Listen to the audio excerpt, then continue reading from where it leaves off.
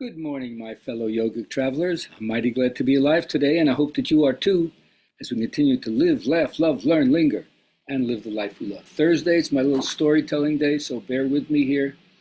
Once upon a time in a village, there was a young boy who was born, and the strange thing is he only had one half of himself, right? He had a right side face and a right side shoulder, right side chest, right side arm, right side stomach, right side pelvis, right side leg, right side foot, and nothing on the other side.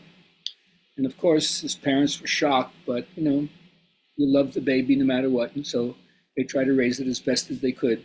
But the other people in the village were not very happy about having such an oddity, and they had a lot of grief.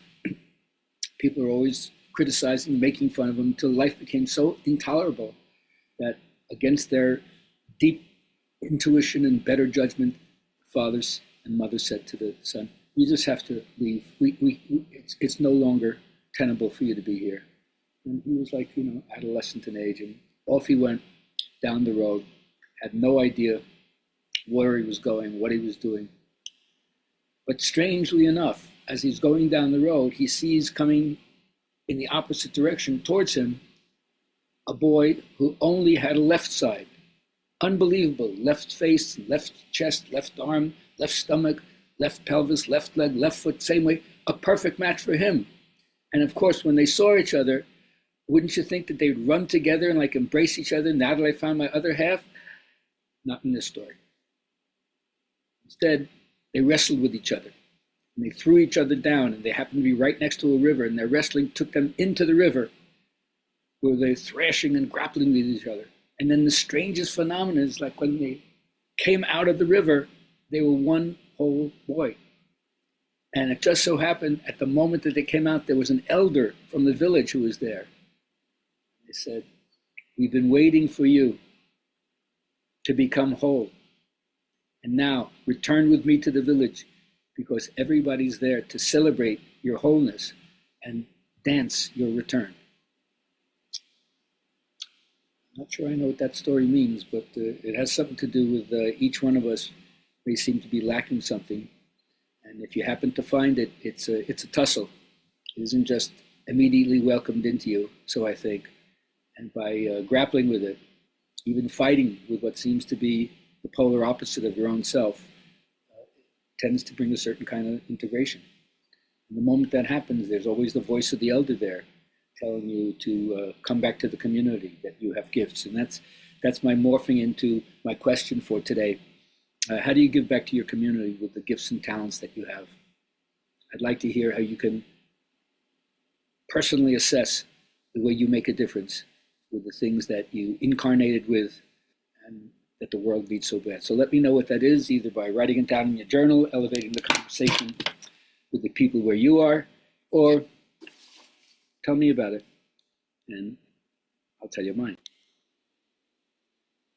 So my yoga mentors, especially BKS Iyengar, would remind me the basic tenet of yoga, that the mind of the untrained person, the natural way we see things, is skewed a bit. They liken it to a windswept lake, where the purity of the surface of the lake cannot reflect what's going on in the surroundings, because the winds, which they call the vrittis, the waves of the mind, agitate the surface. And so it can't reflect clearly. And then it also brings up sediment from the bottom. So it's muddied, and you can't see through from the surface to the depths. This is supposed to be the analogy, that our sense perception is skewed because of our own agitation, and our ability or inability to see into the depths of ourselves is also in some way compromised. So that's the whole idea about yoga. And you have to still the vrittis in order to have a more clear perception. So that's number one. Next thing is, I always like to say, as we age, my older friends always say that at a certain point they seem to become invisible. What are they talking about? Well, when we get the word eros, from which we get erotic, everybody always uses the word erotic and reduces it to something that's happening in the genitals, instead of eros being relatedness. Right? The fire and the beauty of life that connects you to everything. And of course, it has to include your genitals, but that's not just the only one. But at a certain age, you realize you're no longer the object of the gaze. You may look at other people and gaze at them, but at a certain point when you're older, it just seems like that's lost. So that means the aging process teaches you that you need to be recognized for something else in addition to whatever might have been the object of the gaze when you were younger. And the only way you do that is you value your inner psyche. You value that part of you that has imagination. And that's why they say, learn to be old when you're young and young when you're old.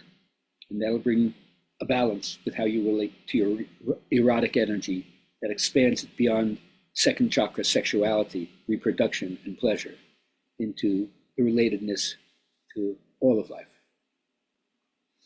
Now, my elders always tell me to discriminate and separate and understand the difference between what's urgent and what's important.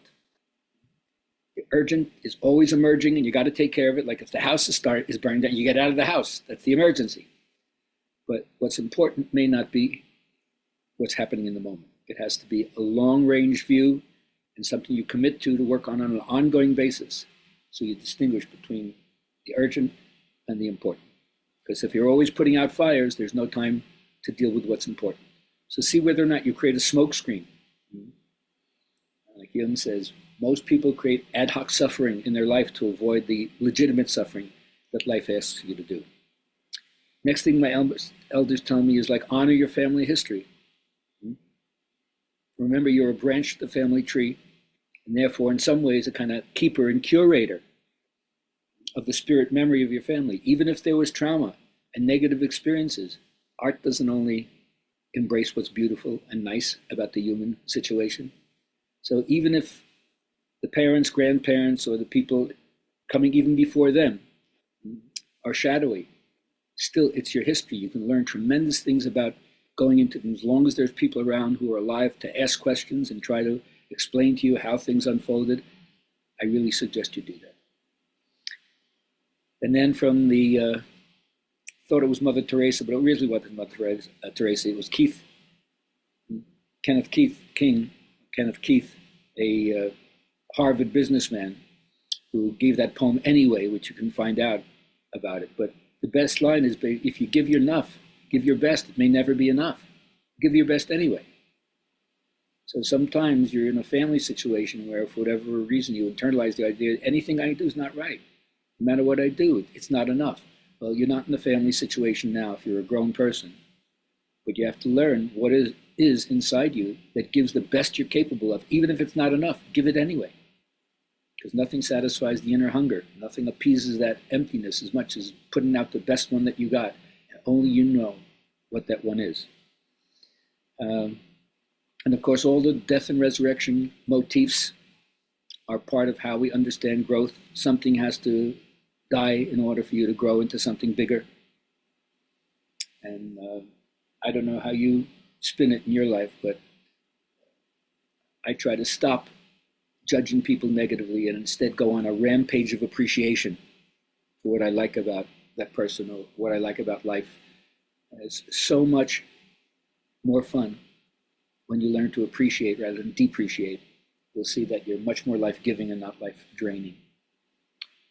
So keep these things going on in your life, thinking about them, enacting them, because the law of circulation is about constant rhythmical movement, which is necessary for health and harmony.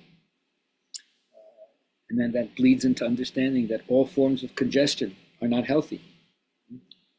Even troubles mentally in your life, you could say, you shut your mind out to the reception of new truth, and that produces mental congestion, and therefore the failure to demonstrate the good things in your life.